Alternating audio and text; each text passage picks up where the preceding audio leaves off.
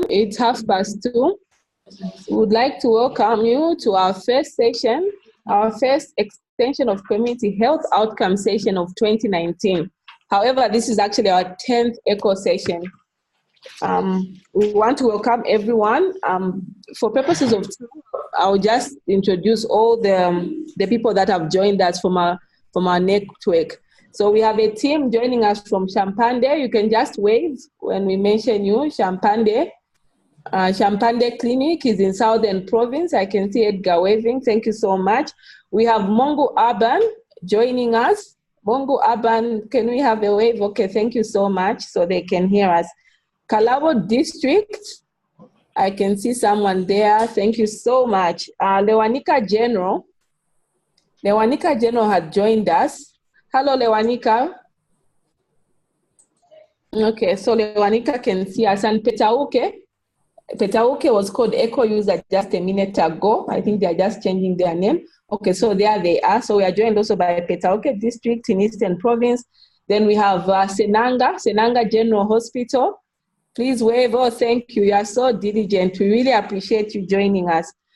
We have a team from HW21. HW21, though I can't see them on my screen, but I believe they are trying to join us. I can hear Kavila in the background. I'm right here. This is Lastina. Hi, Lastina. How are you? Fine, and Happy New Year, everyone, and welcome back. Thank you, Lastina. You know what's weird is that you are not showing on our screen, but we are glad to have you. And we have Nangongwe. Nangongwe, you may have to reposition your camera. We actually cannot see you at all. We are seeing your wall and your screen. Hello, Nangongwe. I hope you can hear us. Among the individuals, I've seen that we are joined by Dr. Mary Boyd, who is now part of the network. It's always good to have you, Mary. It's very different to have you out there.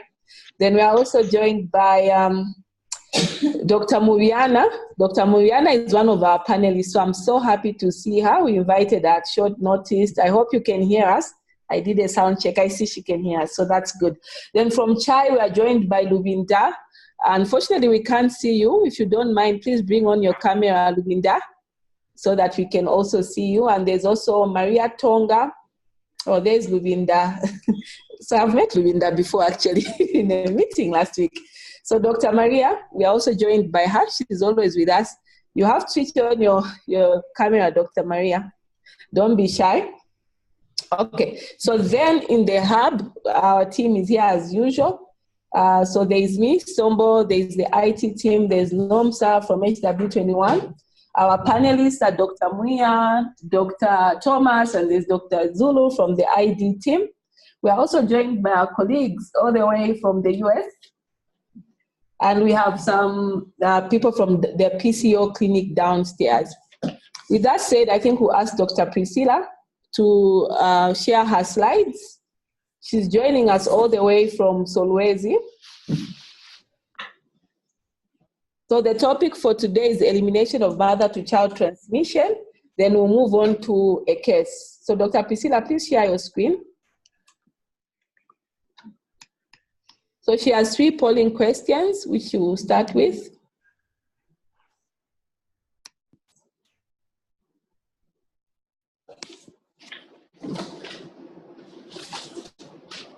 Okay, so we have our polling questions.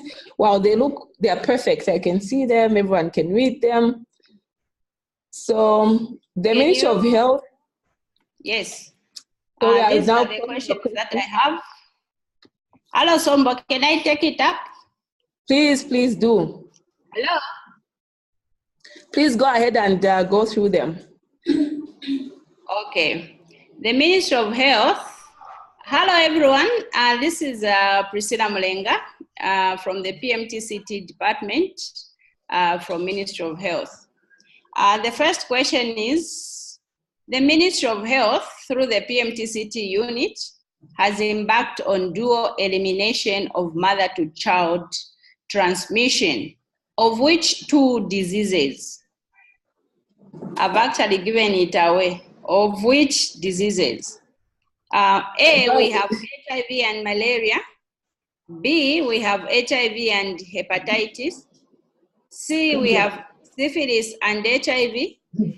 Then the last one, HIV, hepatitis, and syphilis. Okay.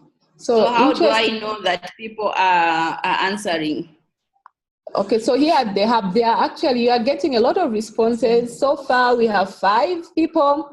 People are saying HIV and malaria, HIV and syphilis. Somebody has said HIV and hepatitis.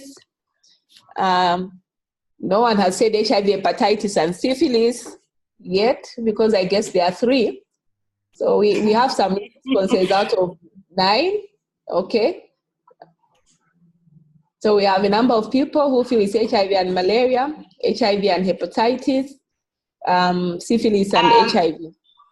Sombo, can you say A, B, or C, depending on what people are saying? Okay. So A, they're saying HIV and malaria. That's one person. One person has said HIV and hepatitis, and 7 out of 9 have said syphilis and HIV. So we'll move on to the next one. Okay, and the other one? No, 0. Oh, 0. Yes. Okay, so we move on, or we say what the answer is? No, we are going to run them again at the end as we agreed. Okay. So we move on to the next? Yes. So most people have said syphilis and HIV. Okay. Let's look at the second one. The first country to be validated as having eliminated mother-to-child transmission of HIV and syphilis in the world is A, developed country in Australasia. B is a low-middle-income country in sub-Saharan Africa. C, a developed country in Eastern Europe. D, a developing country in Northern Caribbean.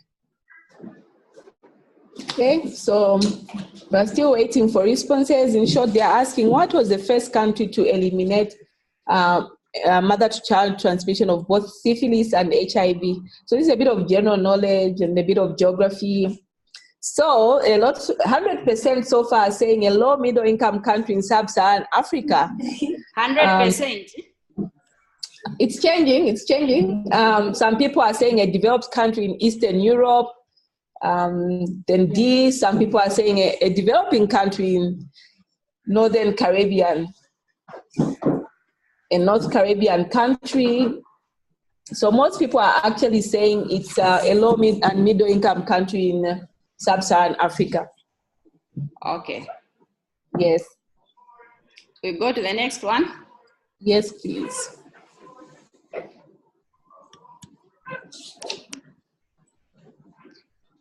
What has happened? Okay. For number 3, which statement below best describes elimination in the context of mother-to-child transmission of HIV and syphilis?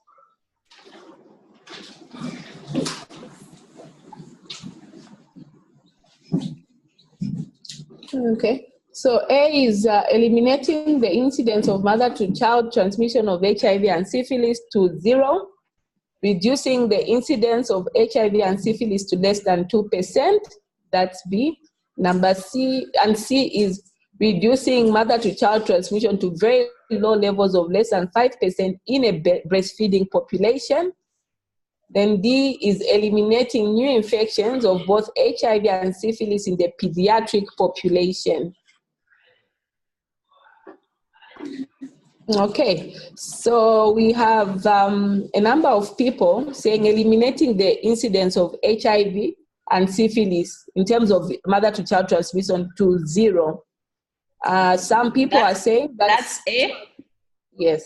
Then B is reducing the incidence of HIV and syphilis to less than 2%. So you have 3 people thinking that's correct. Then 2 people think that reducing it to less than 5% in a breastfeeding population, then you'd have reached elimination. D, no one has picked D. So should we proceed? Please go ahead. Thank you very much. Let's have your screen, please.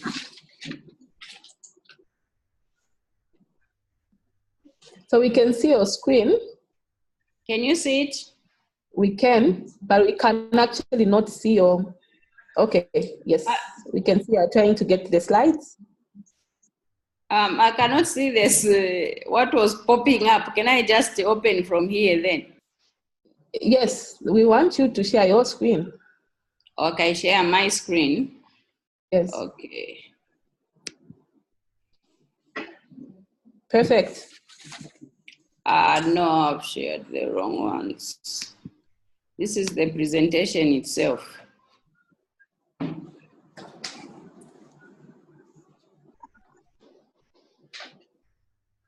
So I think what's interesting. I've lost the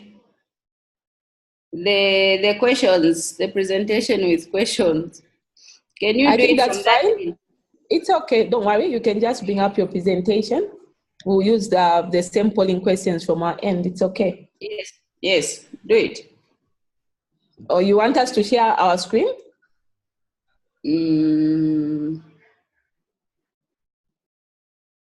Okay, I've found it. Okay. Can you see my screen now? We've been seeing it. It's just that we can't see the slides. I've just put the which one? Can you see my screen for poll number 4? No, because we only said. Can you do it from that end then? Okay, we are going to share our screen from our end. I hope that's okay. Are you able to stop sharing your screen? Please stop sharing your screen. So what are you seeing on my screen?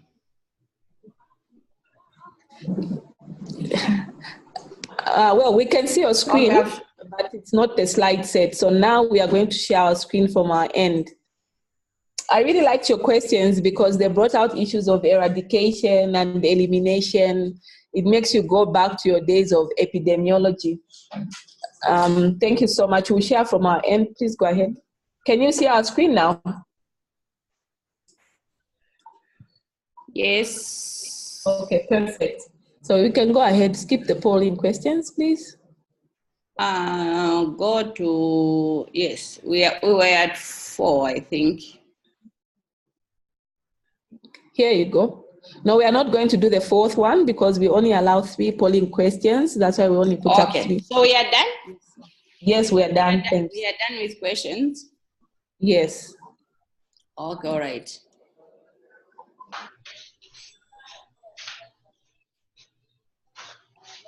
So should I now go straight into the presentation? Please go ahead, Dr. Priscilla. Thank you very much.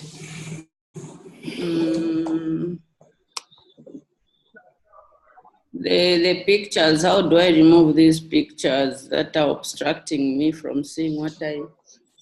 Oh, okay. Since we are sharing from our end, it shouldn't be an issue.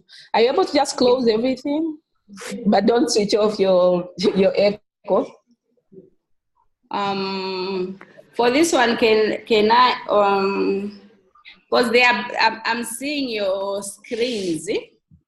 That's what we want you to see, so you can use this one.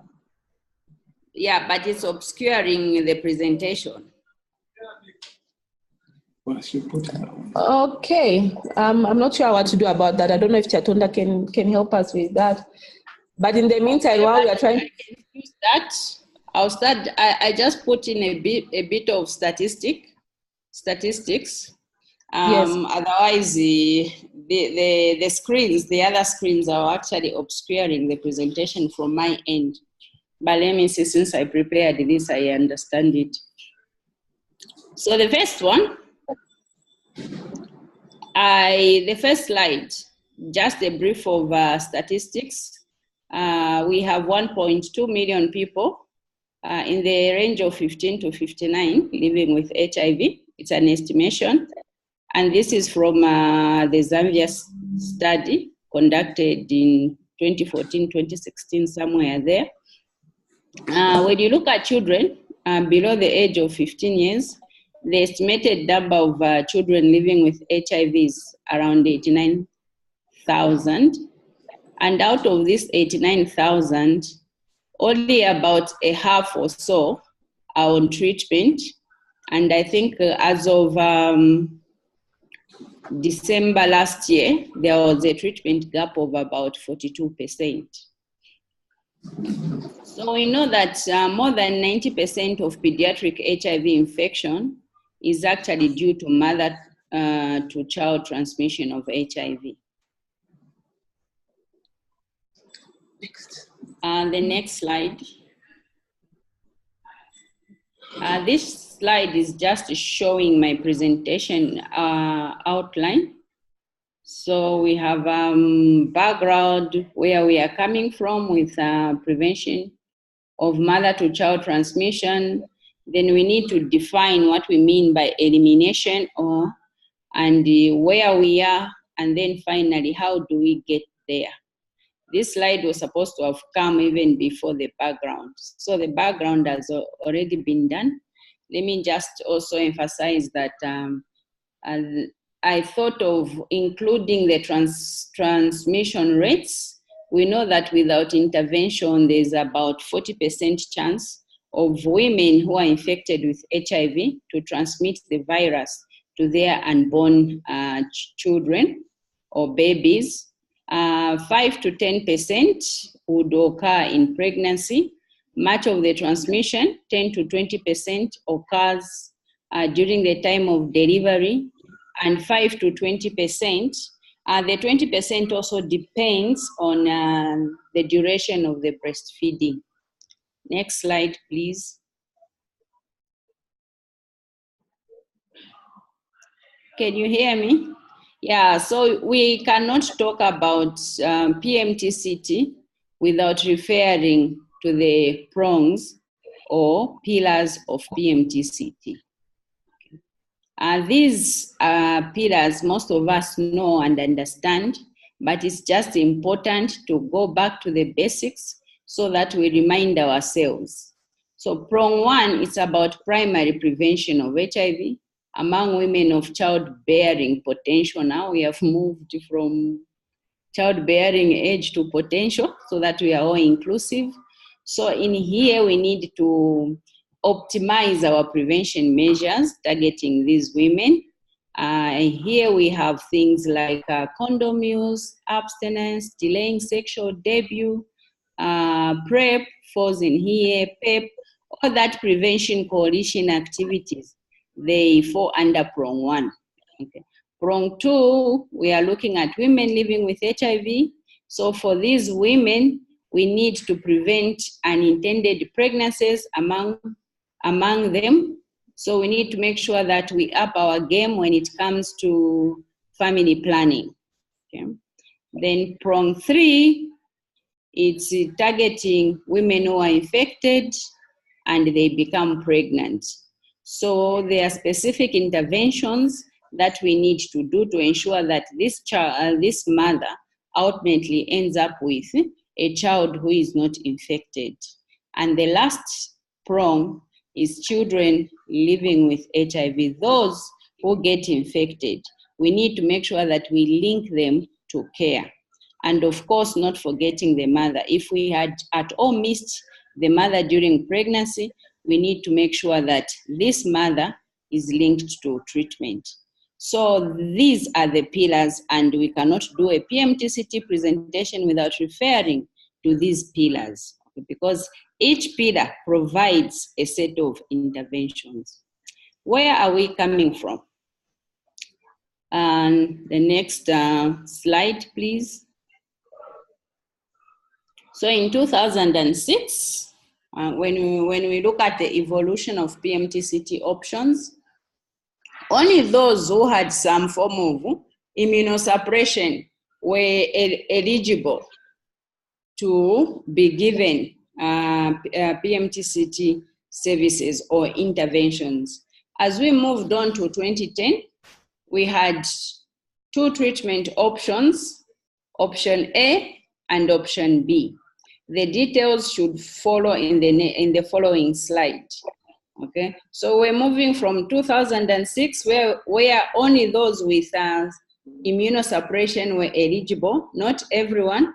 So selected, just like in the adult HIV in general, we had the eligibility criteria.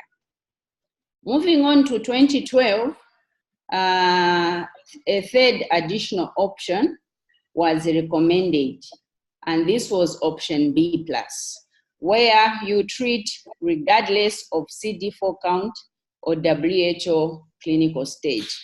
Let me also make mention that in Zambia, PMTCT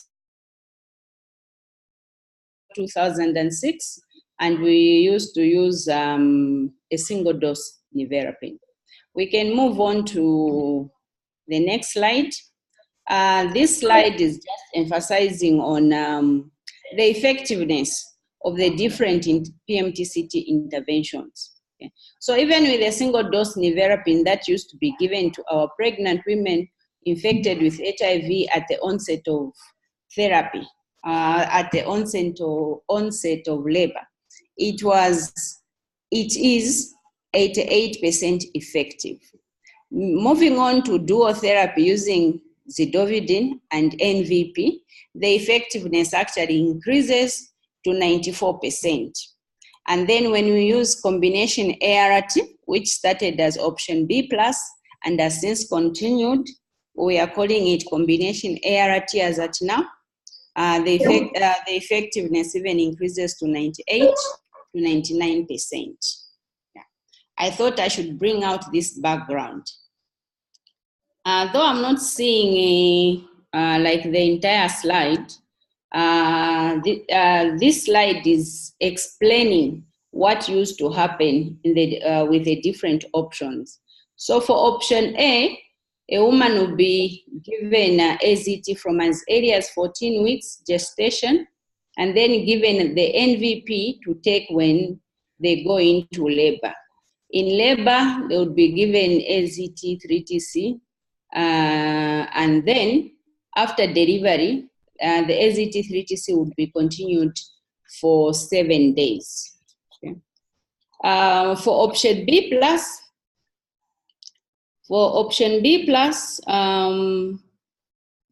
it's a triple combination ART from first contact, and the recommended regimen is TDF, XTC, and efavirenz. I guess everyone is able to see the row down on the infant, and they can read for themselves because it's not clear on my end. And then for the infant under option B+, it's a daily NVP from birth for 6 weeks. And for non-breastfeeding infant, it's daily NVP from birth for 6 weeks. Next slide.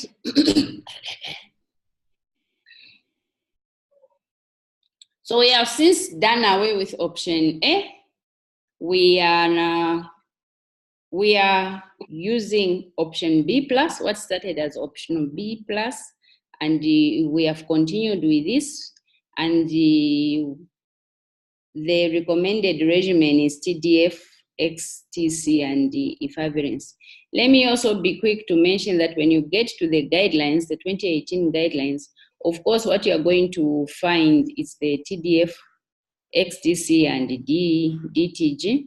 Of course, that I believe has been discussed so many times, even on this forum. We know the issues surrounding DTG and pregnant women. So for now, the recommendation is TDF, XTC, and efavirenz. Okay. For the breastfeeding infant, we are giving AZT NVP from birth for 6 weeks in those we regard as low-risk infants, and up to 12 weeks in the high-risk infants. Okay. So the definition of the low-risk and the high-risk infants, I think I would refer people for, in the interest of time, to the 2018 guidelines. Okay. Then for non-breastfeeding infant, you can just take me back, sorry. For the non-breastfeeding infant, this one is regarded as a low risk, and it's AZT NVP for 6 weeks. So because of some logistical issues, actually a memo was issued. It's not just AZT and NVP, it's AZT, the dispensable tablet of AZT and 3TC, and also the NVP suspension. So effectively, we are giving AZT, 3TC, and the NVP as prophylaxis, just like for treatment. Yeah. Next slide.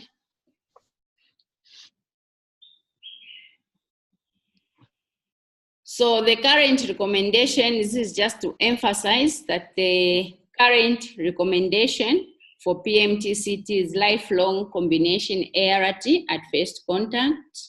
This is what started as an option B+, and the recommended regimen is TDF, XTC, and efavirenz. Next slide. Continue.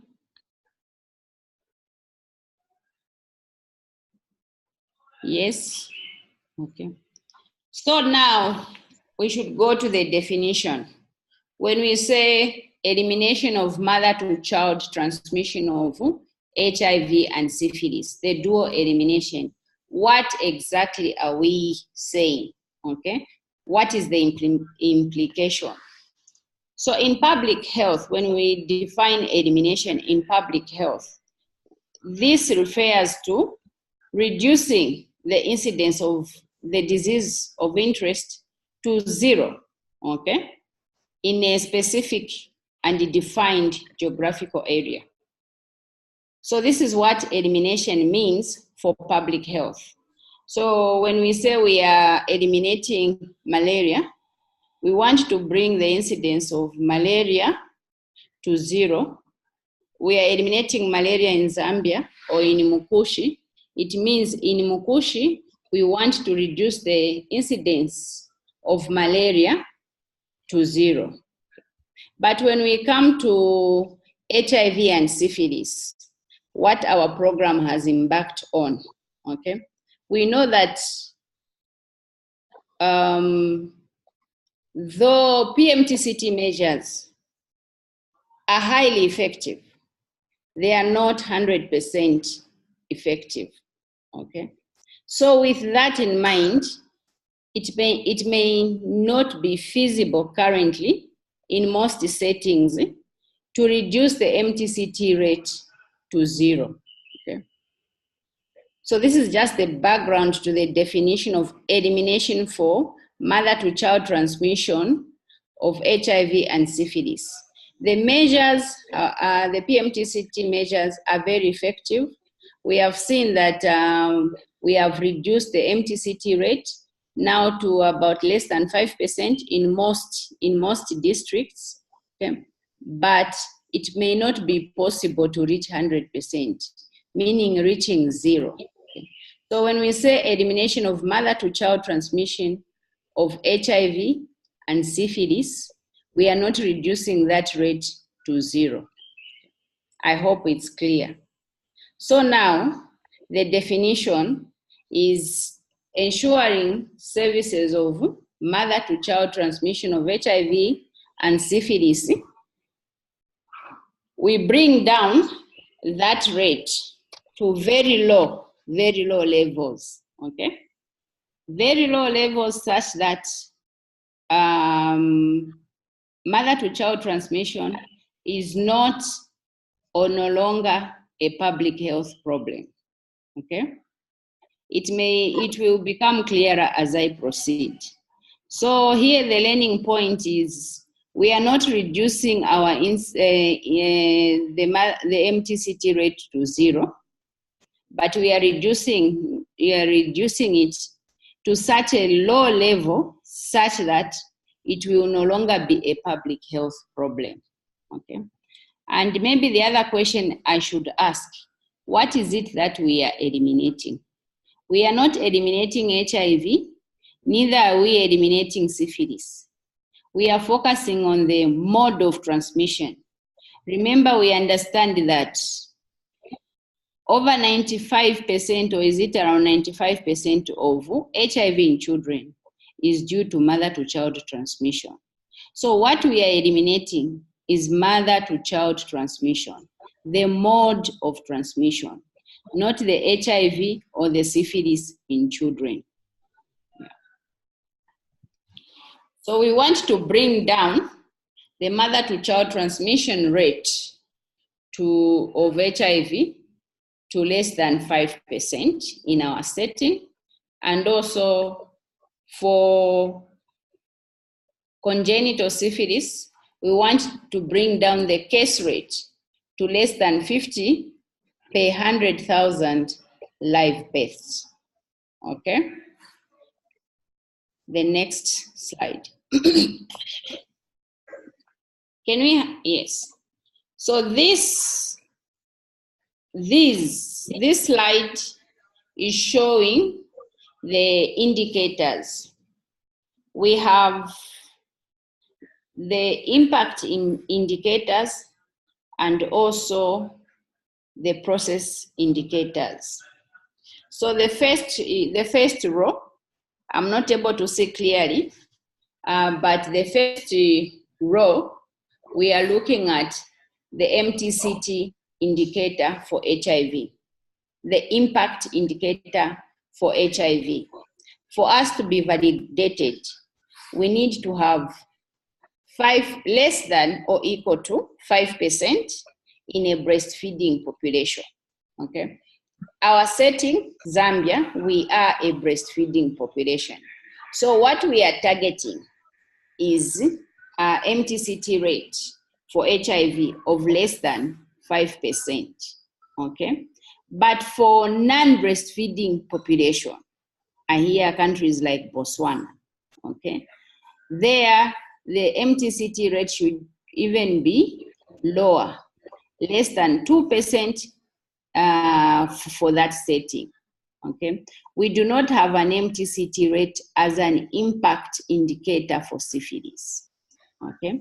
So the other impact indicator for HIV, we have a case rate of less than 50 cases per 100,000 live births.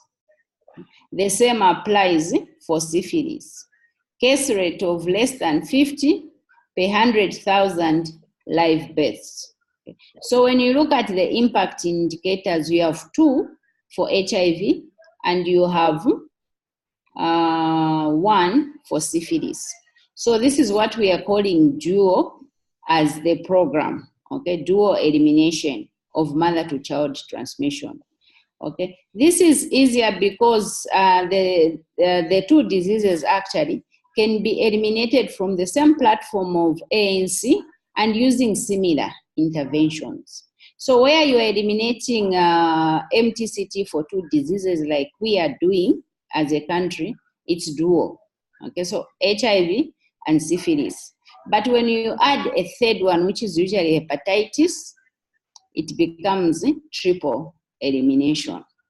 Let me move on now to the process indicators, okay? For process indicators, we have 3 for each of these diseases. The first one is looking at the population level ANC1 coverage, okay? Which should be at more than or equal to 95%, okay, for both diseases. Population level ANC1. We are saying ANC1, it means there should be at least 1 attendance, okay? It doesn't matter so much when for this indicator. It doesn't matter so much when this visit is done. Of course, we would want our women to book early, okay? We would want this visit to be done in the first trimester. But even though this visit is done in the 3rd trimester, it counts to this indicator, okay? So we are not just focusing on the early, but we are saying at least 1, okay, visit, okay, which should be more than 95%. So we are looking at the population level, okay, not just at the programmatic level, population level. Okay, and also I should make mention that the validation is not based at country level. It's at subnational. Okay, and for our country, it will be based at district level. So we need to ensure that all these indicators as a country, they've been attained in all the 109 districts that we have. I know the number of districts may increase, but we are using 109. Then the second process indicator, it's coverage of HIV testing of pregnant women, which also should be 95, more than or equal to 95%, okay, for HIV.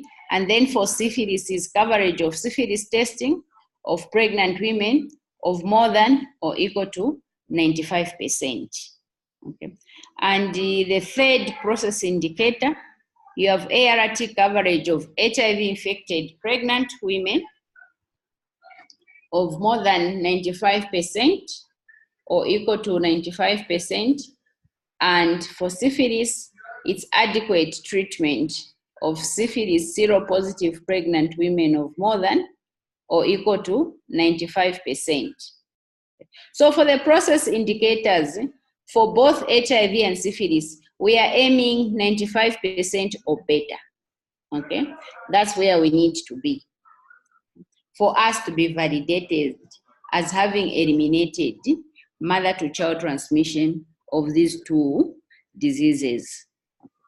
So I mentioned when I was giving a definition of elimination in the context of HIV and syphilis, that though PMTCT is very effective, it is, however, not 100%.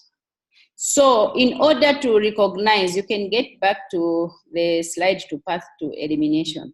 So in order to recognize the progress being made, okay, as we move towards elimination, WHO has come up with what is called the path to elimination, okay? So depending on how you are attaining those indicators, you move from one tier to the other, okay? So when you look at this slide, you start with the bronze, okay? If you attain certain indicators, the indicators I was just explaining, from the bronze, okay, that's an achievement, actually. When you are in bronze, okay, that's an achievement. It's on the path, okay, you're making progress towards elimination, okay. So it means you're on the right path, okay, once you get into bronze, okay. I don't know where we are as at now. As I proceed with the presentation, you'll see whether we are in bronze, we are in silver or gold. Okay. And I mentioned it's at district level. Okay. So bronze is the first tier. Then as you improve on your indicators, you move on to silver. Okay.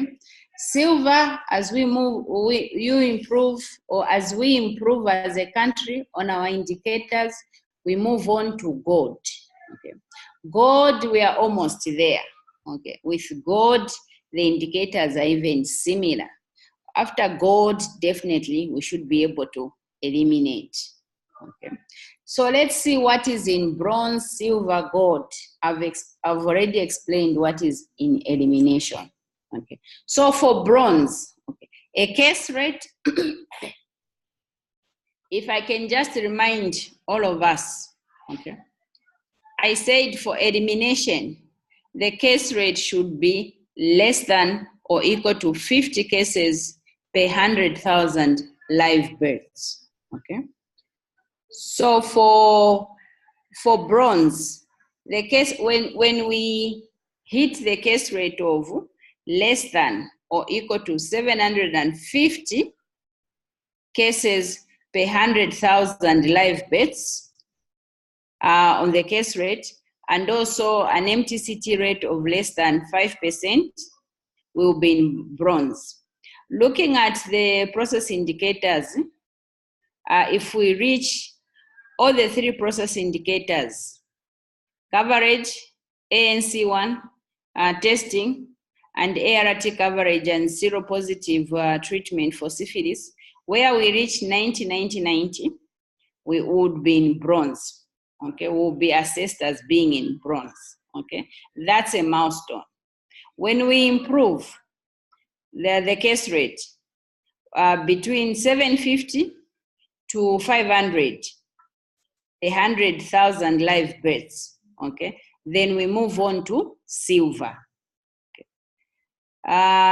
Between 500 and 250, then it means we'll be in bronze. So what determines the path actually, if you see the MTCT rate is constant, less than 5%, actually is less than or equal to 5%, and what determines at which stage we are, it's actually the case rate. I should also make mention that there's a formula for calculating the case rate. We need the MTCT rate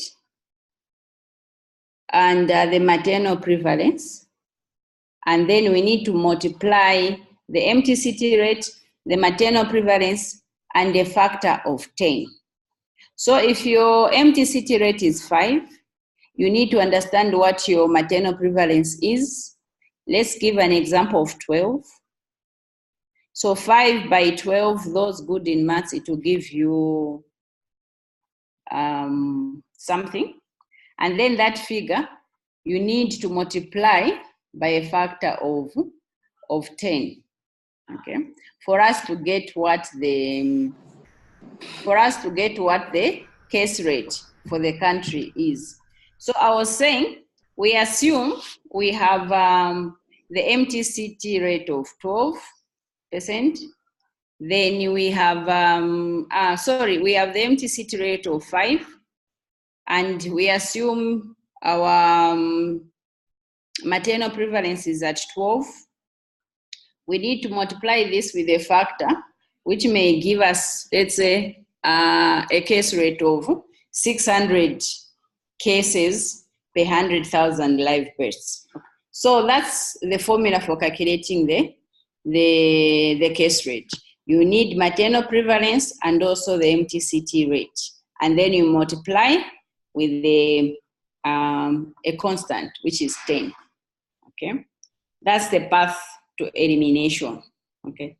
So it's just WHO's way of recognizing what countries, especially those with high burden, HIV and syphilis, recognizing them on the progress being made along the way, okay? Because it may take a few years or it may take a lot of years, but progress is being made, okay? Let me now ask, where are we? So this data is for 2017, and the data that I've used is for 2017. The MTCT rate is at 8.6% when we look at the population-based data. The 4.4 that is usually reported, it's for the program, okay? But for validation for elimination, they look at the population-based data, okay? So that we capture, it's universal coverage, okay? Every woman should be counted, not just those who report themselves to the clinic or any facility. So the MTCT rate as at now is at 8.6%. Our case rate is at 706 per 100,000 live births for HIV. Remember, for us to be validated as eliminated the mother-to-child transmission, we need to be at less than 50.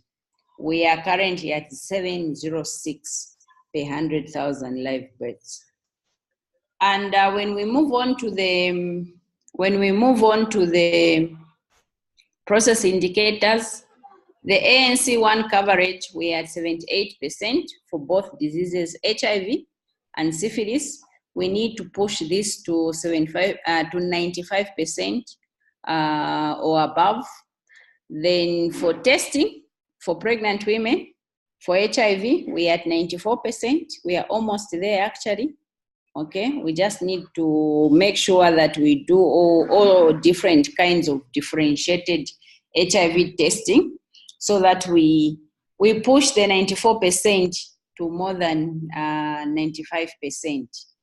Okay, then for syphilis, I don't know whether this is the data issue, but testing for syphilis for pregnant women, we are at 56%.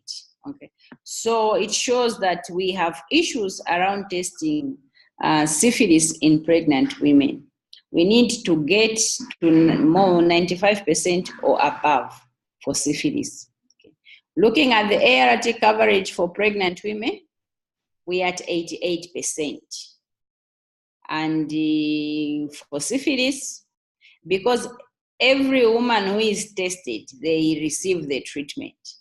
The assumption here is the treatment is at 100%. And the adequate treatment of syphilis for the sake of elimination is just receiving just one dose of benzathine penicillin. Okay, so as long as this woman has received benzathine penicillin, we regard them as adequate treatment of syphilis. Next slide.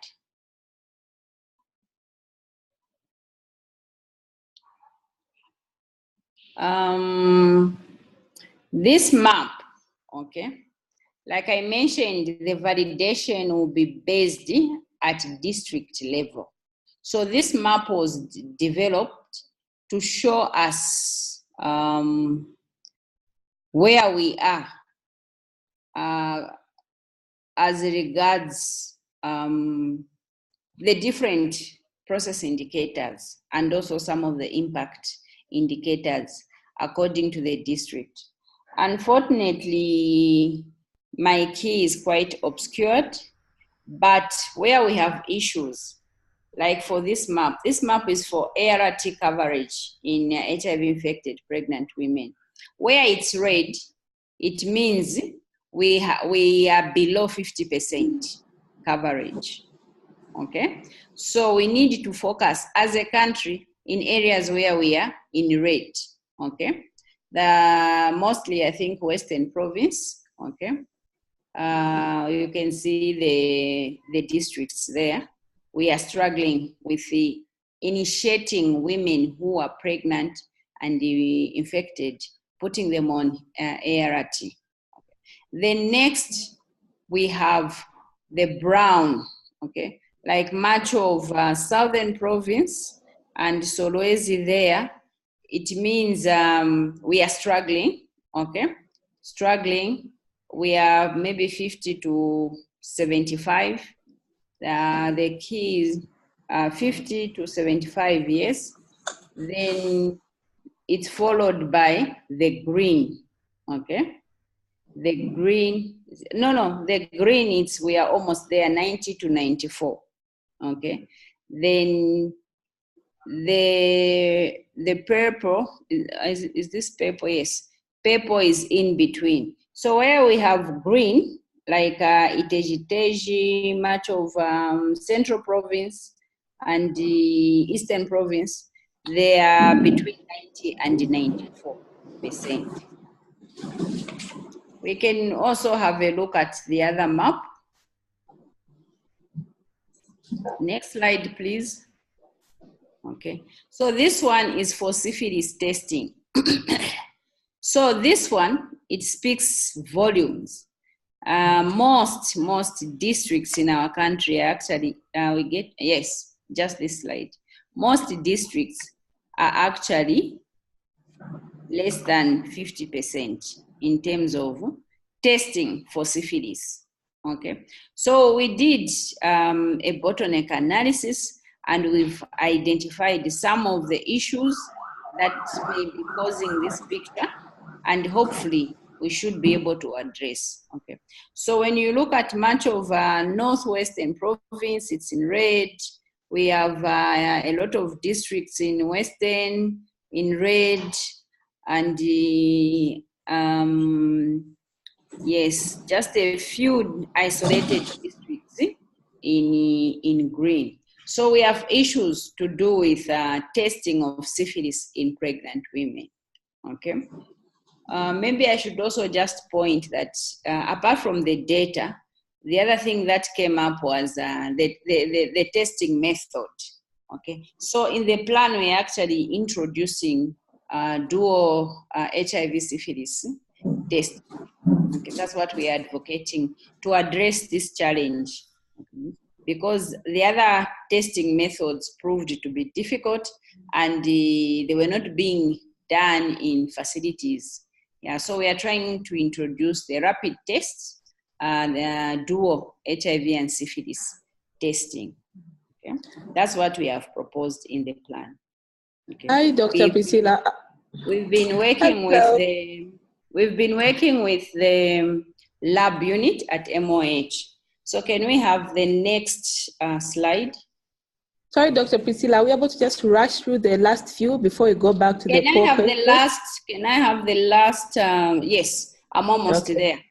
Perfect. So for this one, it's looking at infection, the case rate, okay? So we see that where it's red again, the trend is the same. Where it's red, it means we are doing badly, and our efforts should be targeted where it's red. The next slide. Yeah. This slide, it may look confusing, but it's explaining our targets. Okay. I said we are working with the number of districts of 109. Okay. The first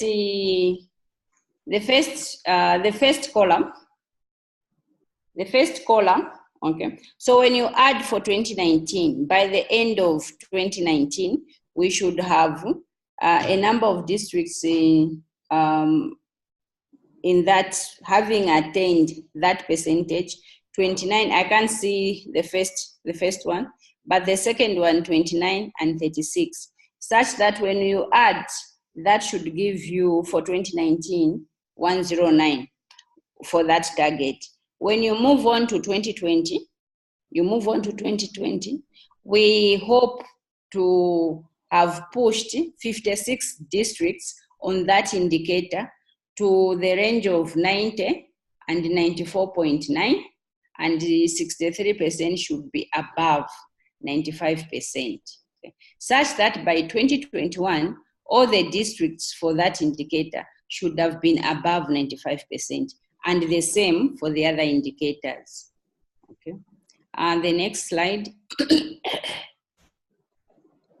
So how do we get there? It's basically attaining the indicators. So this slide is just explaining the indicators that I've already explained. We need to attain those targets, those indicators, for us to get to elimination, okay? And using the path of elimination. Okay. The next one. Yeah, all this now is just explaining how we intend to get to elimination. You can read if your screen is clear. From on my end, I think the screens from other spokes and even the hub obscuring my slide. Do we have another slide remaining? Yes, your action to achieve objectives. Yes, this slide is explaining our action to achieve the objectives. Yeah, so we have developed the EMTCT plan, and most of these objectives and indicators are covered in that EMTCT plan. Yeah, I think I'll end here. I've explained what I needed to explain. Thank you. Thank you so much, Dr. Priscilla. I think we'll just take a minute to get some questions for this round from the network. Then we'll go into the last three polling questions. Are there any questions for Dr. Priscilla and the panel regarding elimination of mother-to-child transmission of both syphilis and HIV? Hello, Dr. Priscilla. Hello. Hi, Luvinda. We can hear you. Dr. Priscilla, can you hear Luvinda? Yes, I can hear him loud and clearly. Yes, Doc, you mentioned about the plan to have a dual test for HIV and syphilis. What is the timeline for this particular test?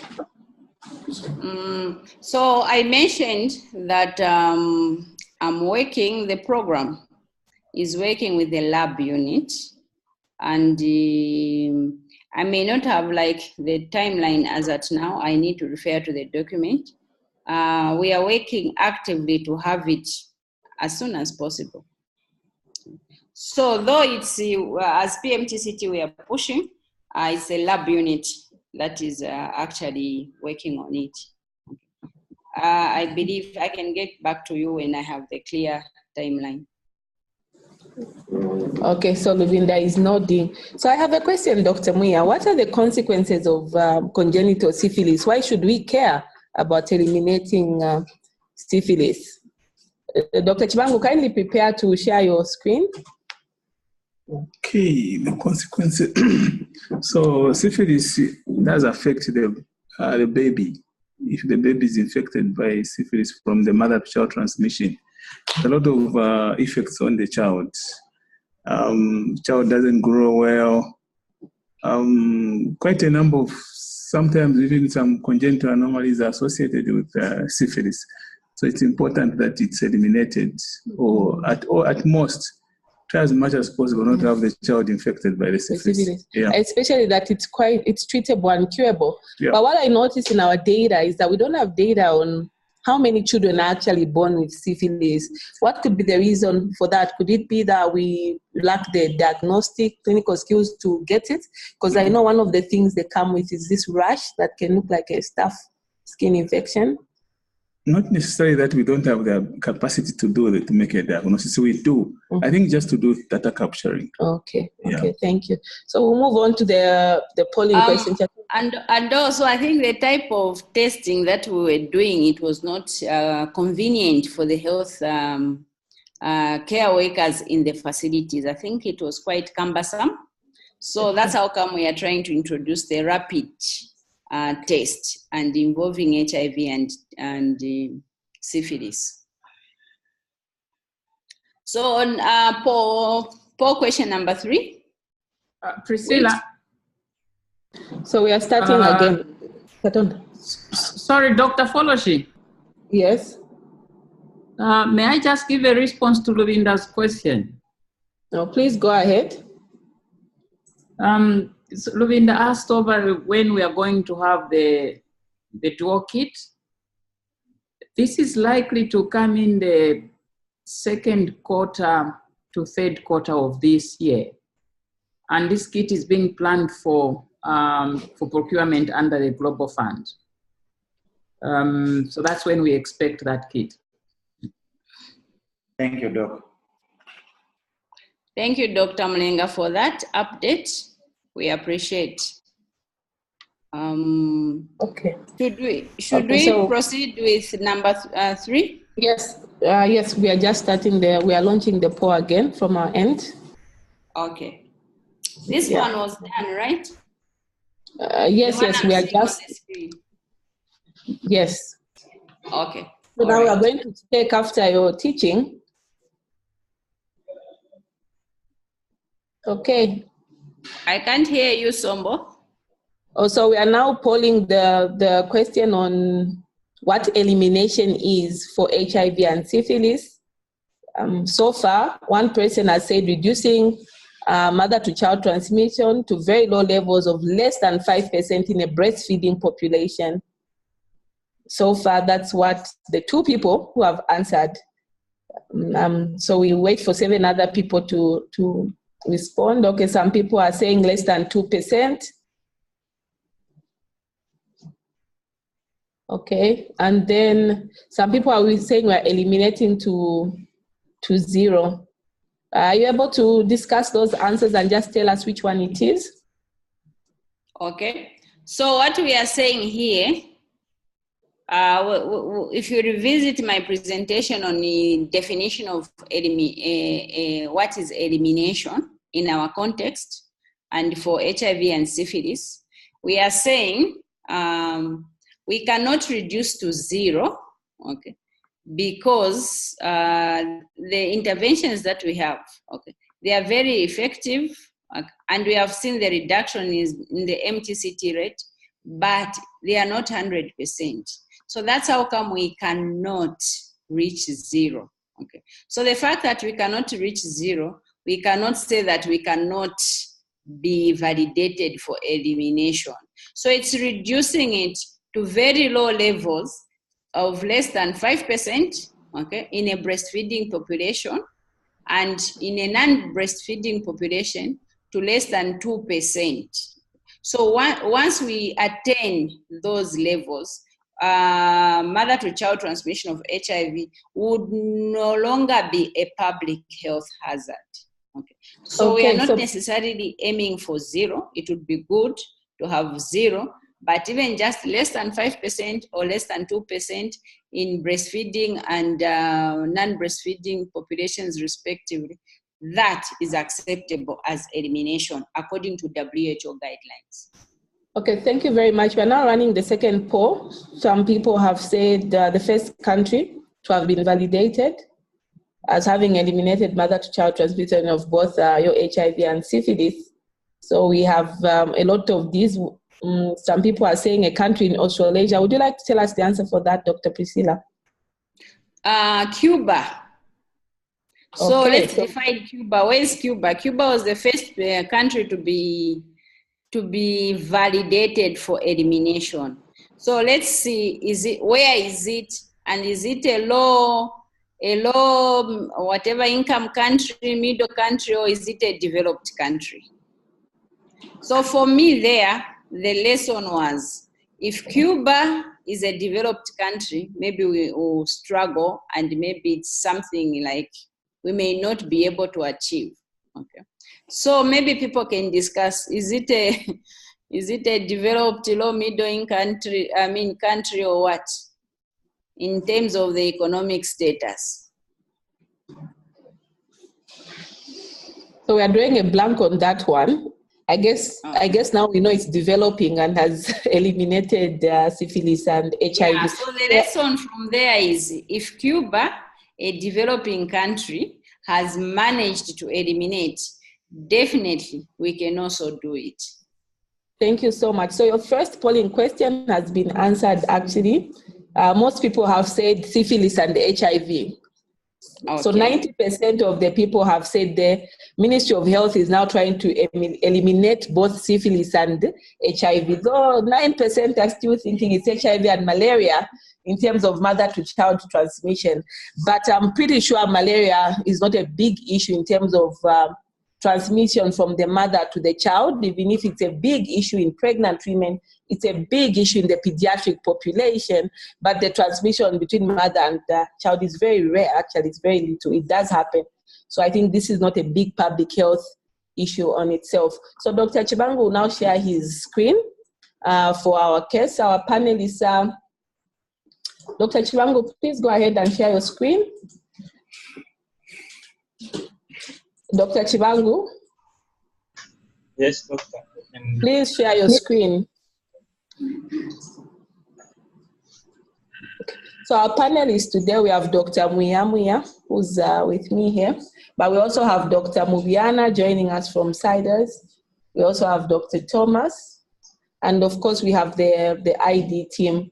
I can see we've been joined by Dr. Mwamwanza. Petauke Urban has actually joined us as well. You are welcome. Dr. Chibangu, are you managing to share your screen? We can't see your screen yet.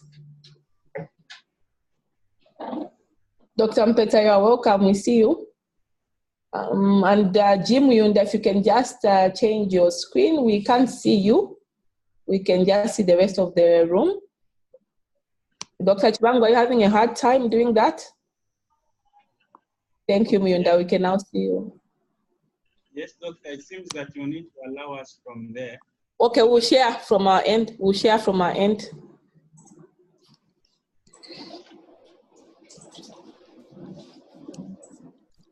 Dr. Chibangu, are you with Rodrigue? Yes. Okay, so Dr. Chibangu is the mentor for Kanyama and Matero, very big facilities, and Rodrigue works there. So they prepared this case together for us, and we are very grateful. So we are sharing our screen, Dr. Chibangu. May you please read from it? Okay.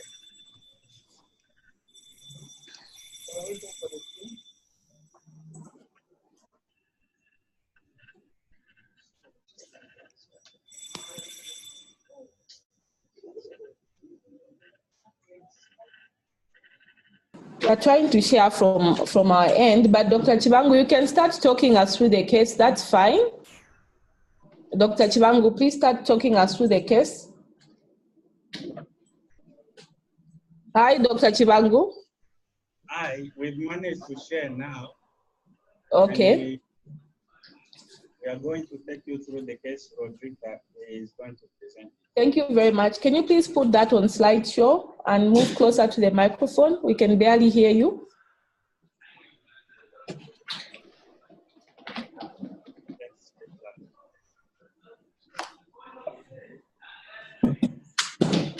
The slideshow, please. Okay, please go ahead as you even take it to slideshow.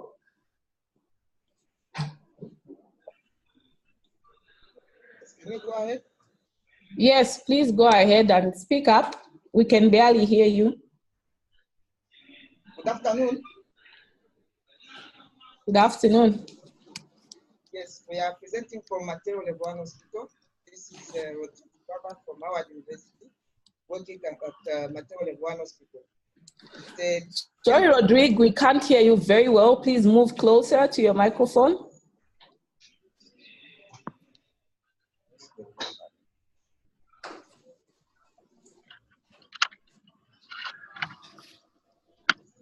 Okay, you can go ahead now. You can go ahead and share your case. Are you able to get me? Yes. I was saying that this is Rodrigue from Matero Level 1 Hospital. You're welcome, Rodrigue. Thank you for your case. The PMTCT case that was isolated. We had a female, age 20, resident of Matero. She had a negative HIV test result at 3 months during first antenatal visit. She presented to the clinic in November when the child was 6, May 2018, and the child was breastfeeding. The HIV test done in November, and it was positive. She was initiated on TOE on the same day, and the INH 6 CTX also were given.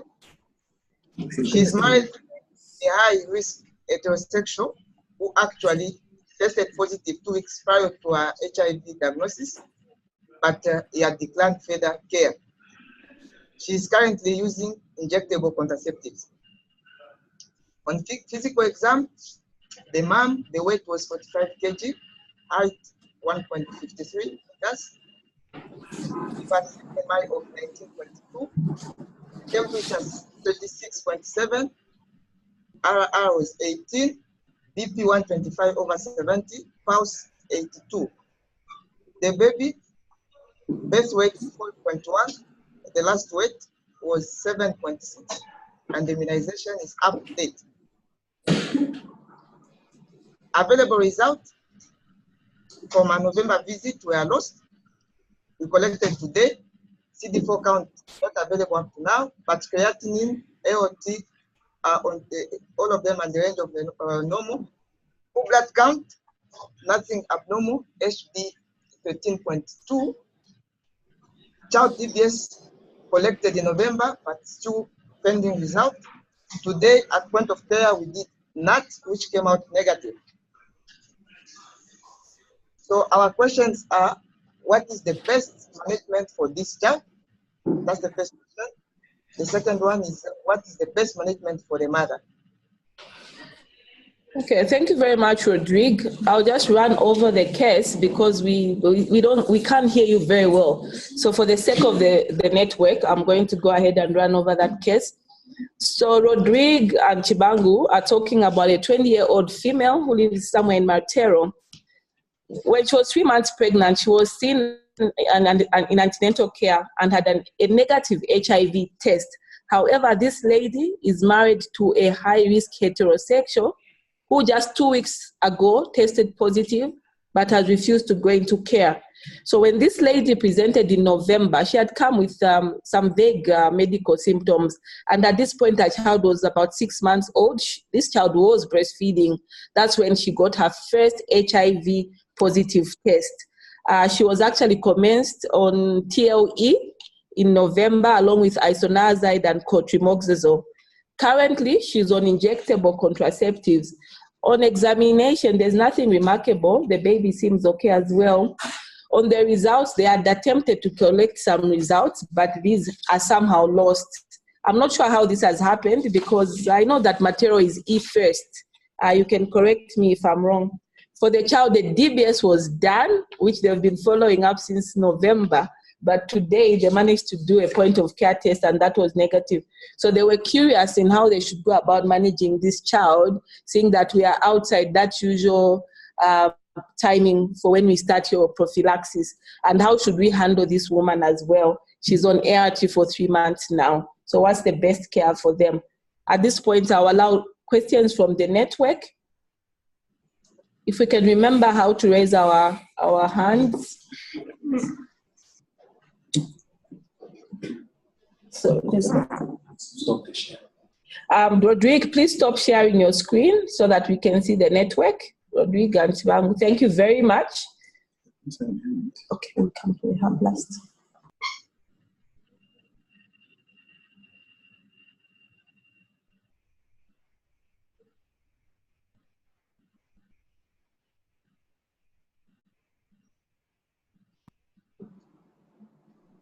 Edgar, do you have a question? Edgar, please go ahead with your question. No, we are still just discussing with the team, Doc. Oh, okay, thanks. So we have a question from here in the hub. Please go ahead. So thank you for the case. I have two questions actually. First, I wanted to ask if this pregnant woman was tested, was for HIV, the test was repeated when she was pregnant. The first test was negative, but if the pregnant woman repeats the test during pregnancy. And the second question I have is if she's breastfeeding, and if she's breastfeeding, if it's exclusive breastfeeding or not. Thank you. Dr. Chibangu and Rodrigue, can we respond to that question, to those two questions, please?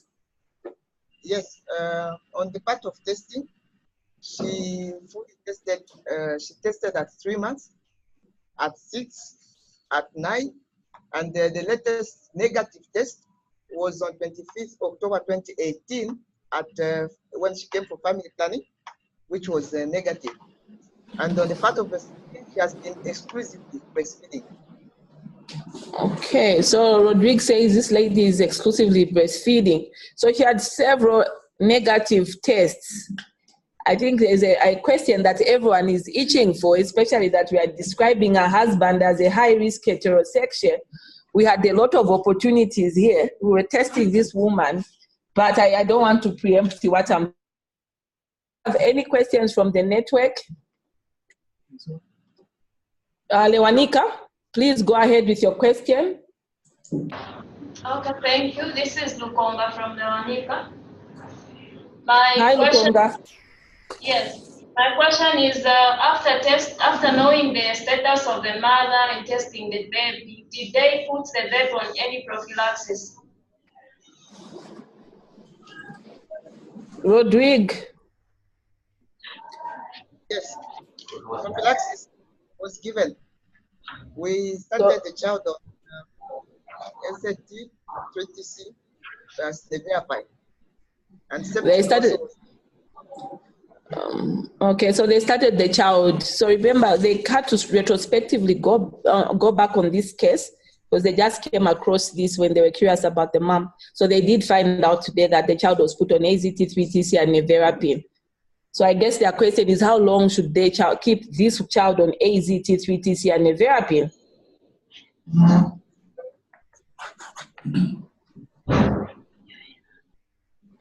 Okay, any other questions from the network? So what test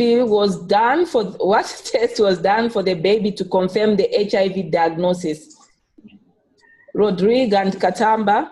We did today NAT at point of contact, which came out. Okay, so they did a point of care test today, and that one was positive, was negative.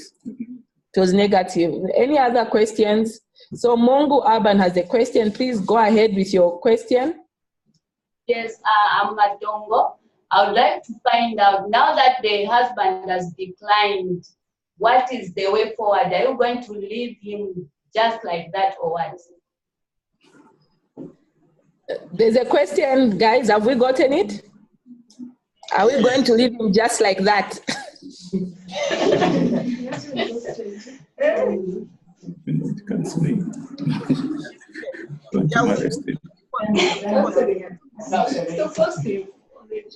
I'll keep on canceling the husband. So he has opened the file at Material Men, not at our facility. Dr. Foloshi. Dr. Foloshi.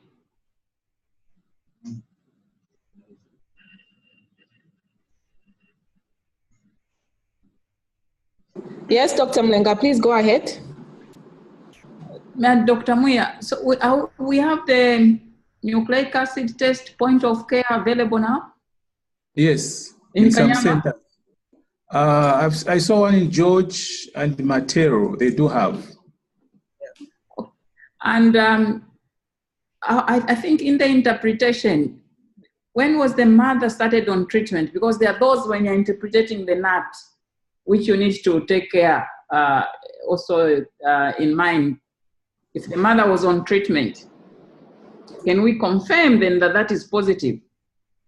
Or that it's negative? So the NAT was negative for the baby? Yes. Okay. Yes, and at this time the child was on prophylaxis. Was put on prophylaxis. Remember, mom was negative all along until child was 6 months. Then seems to have actually seroconverted, because they are saying in October they had a negative test. Then in November, mom turns out to be positive. So we had a time when the mom actually seroconverted, and this child was negative. So there's a point when mom had a very high viral load and was breastfeeding. Okay, and so mom is on TLE now. Mom is on TLE for 3 months now. Okay. So Lubinda is saying, was PrEP considered for the mother, considering she tested negative on several occasions and the husband was high risk? The question is, could we have prevented this from mom from seroconverting? Okay, actually, according to the narration that she gave today, 2 weeks before coming to the facility, which is 2 weeks after before she could get at George at Matero Men, where they were together, and she tested negative at that point. So it's not I'm sorry, Rodrigue, could you say that again? The question from Lovinda is, why didn't we consider PrEP for this woman when we knew she was in a relationship with a high-risk heterosexual? Because, oh, they've gone. No, yeah, just... Okay, Rodrigue, have we heard? Did we know that he was a high-risk heterosexual, or was it only when she seroconverted? Only when she seroconverted, and the husband's status was not also known. It was, okay. Yes. Okay, I think that's a very good question, though, Lubinda. So, Mongo, you have your hand up again. Please go ahead with your question. Yes, Dr. Foloshi. I would like to find out how many times we have done counseling on this man who is being said to have declined treatment. Because if we have done it once and it was done by only one counselor, we can't determine that this client has actually declined. So how many times have we done the counseling? You have an echo in your room, Precious. I think you have another device. But thank you for your question. Hi, Rodrigue. Did you get the question? Yes. The issue that we have is. Yes. Hi, Rodrigue. Yes, please. They are saying how many times was this man cancelled? Okay, we don't have really contact with the man because the one who visits our facility is the wife. So okay, so it's we are trying to bring the man through the wife, which seems to be a bit. Okay. Thank you very much, Rodrigue. Are there any questions from the hub for Rodrigue and Chivangu before I move on to the panel? Okay. Is there a hand in Mongo? Please go ahead. Sorry, Champande, that's in Southern Province. Edgar and Tim, please go ahead. Yes, Doc, are you getting me? Yes, very well. Yeah, we are asking why maybe they didn't consider putting the mother on TLD, considering that she tested positive or she converted while she was breastfeeding. So it means the viral load was very high at that time. Okay, thank you very much, Edgar. The TLD has come back again. So Chivangu and Rodrigue, why didn't we think of putting the mom on TLD? I'm getting feedback. Yeah, we've put her on TLD following the national guidelines, unless. Okay, thank you, Dr. Chivangu. I think we've heard the response. So, Edgar, they are saying they went for TLE because that's what our guidelines recommend.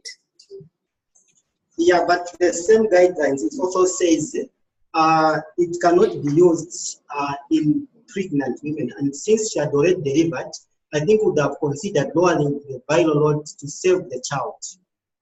Okay, that's a contribution. I'll take note of that as we discuss with the team here, but thank you very much. So the suggestion is when what Edgar's concern is, we have this woman we had very clear evidence that she was a new HIV infection. Why we should have maybe thought of TLD as well, so that we quickly suppress her. I'm not sure if Dr. Muya, would you like to comment on that? Okay, that's true, but the problem is that when you're having a general public health approach, and the guidelines say you give TOE to all pregnant women, to all those that pregnant, what did you call them again? Childbearing age. You give TOE. Probably that's what they used as a guideline. Otherwise, on an individual level as a patient, I feel that this one probably could have deserved the TOD, because she's also on reliable contraception. So this is the patient you could have considered TLE for sure. Okay, yeah. Thank you very much. So TLD would have been an option as well to get to quickly suppress, because we know time to suppression for dolutegravir is quicker than for efavirenz. But that says Dr. Mpeta is asking, she continued breastfeeding according to the presenter. Yes, she did. She did continue breastfeeding.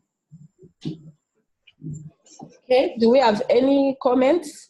Dr. Thomas, would you like to comment on this? So what's the way forward with this lady?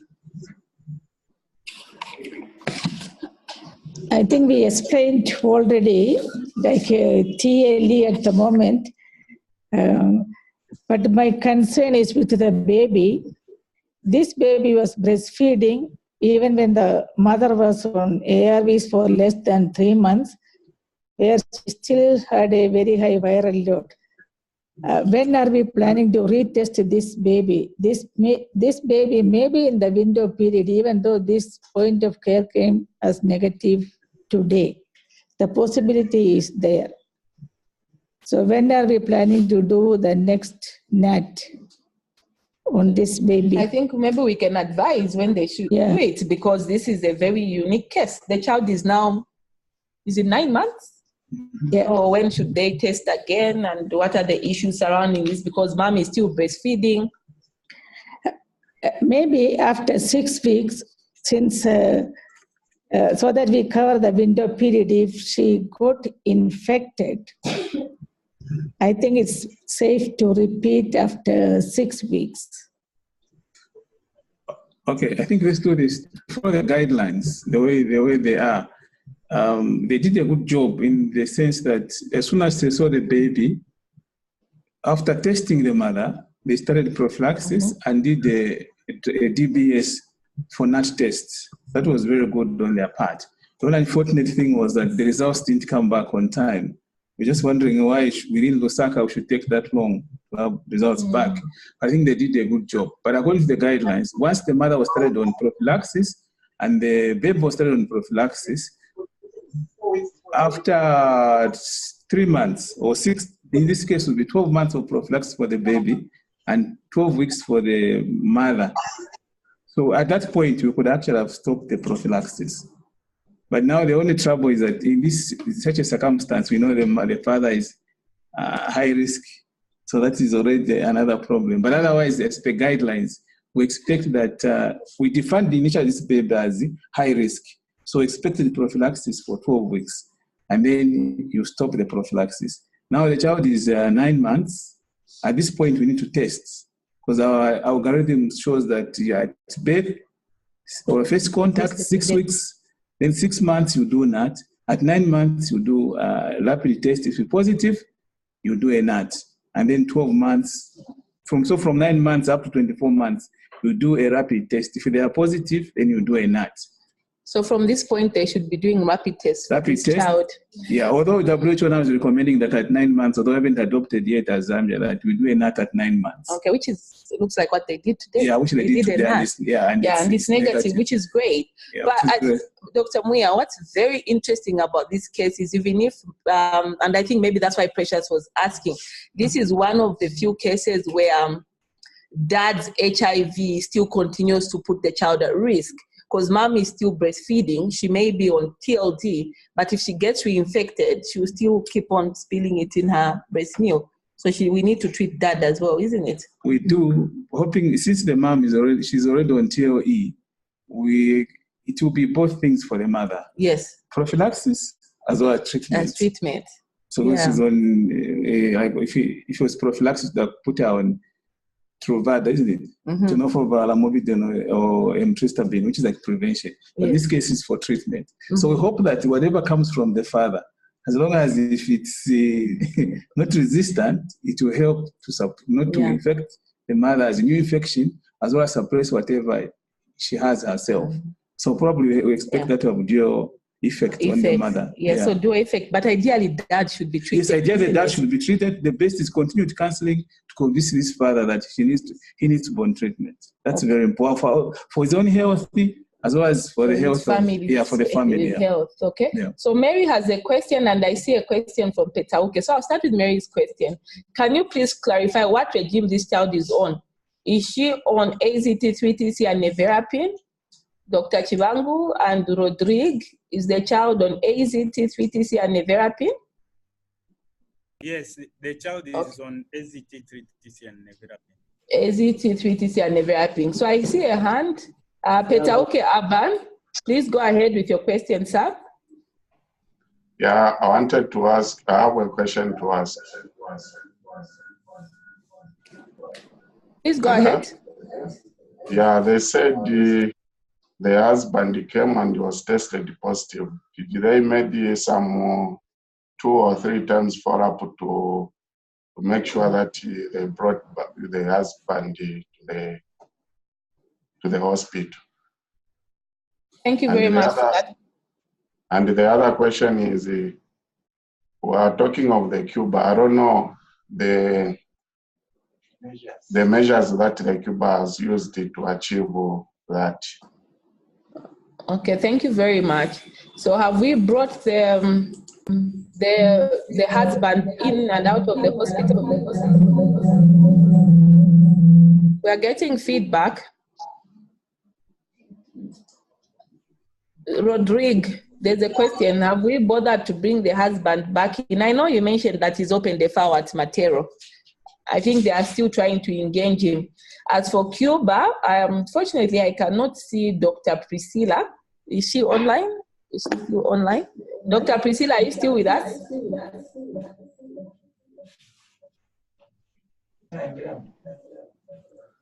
Okay. So I think she has logged off.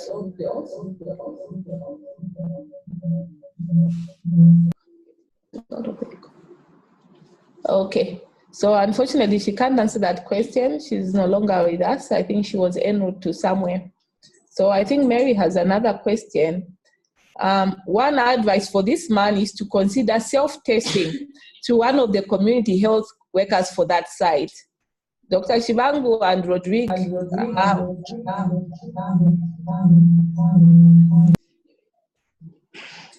Hi guys, I think you have something that's on in your facility. So have we considered self-testing, giving the wife a test kit or through the community health worker following this man to test himself? He's actually tested positive. So there's no need for self-testing. Yeah. So it's now engaging him in care. He was even given medication.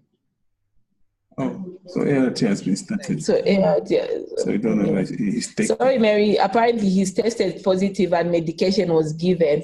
Though initially we were told that he wasn't given medication, so that changed. So any other advice? Because this woman is already on TLE, should we switch to TLD or keep her on TLE? Still a viral load.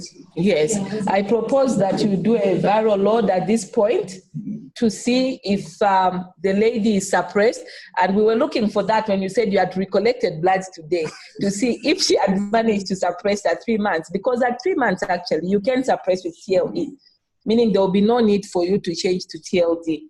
So if the woman is not suppressed, then you may hasten to suppress her with TLD. As for the husband, we need to bring him in care or continue engaging him in care because it's not clear what's going on with the husband actually. Seems to have gotten some meds. You may have issues with retention with the husband. As for the baby, we agree with the AZT-3T therapy. The question is how long should they keep the baby on AZT-3T? So now if they did a viral load and if it's well suppressed, they can stop. Okay. Because like when you the general practice is that you expect by 3 months to suppress. So if there's a place where if they're in a place where they're able to do a viral load, they would have stopped at 12 weeks of ART. But which is now. Yeah, which is now. But if you're able to do a viral load and find out that it's not well suppressed, I think you can still continue. Okay. So this baby is not infected, yeah. Okay, I hope we heard that, Rodrigue and Dr. Katamba. So the best management for her is even if the child has reached 12 weeks, we recommend you continue it. Get a viral load on mom. If mom is suppressed, then you can discontinue the prophylaxis. And let's make sure we have that conversation with her husband. Dr. Thomas, you would like to say something? Please go ahead. Okay. So what about the condom use? That's one thing. She is on injectable family planning. Maybe we can advise on that also. Okay. So additional advice is that let the mom use condoms as well. Because they're still Edgar, do you want to say something? Your hand is up. I'm sorry, we have to mute you, Edgar. We have a lot of feedback from another TV or something. So we go ahead and unmute him. Edgar? Yes, Doc. Hello? Yes, Edgar. Yes, actually, my comment was still on the same viral load and condom use, so it has been tackled. Okay, so thank you very much, Edgar. So we need to deal with condoms and viral load. I don't know if there are any other questions or comments from the hub. I think we are now running out of time.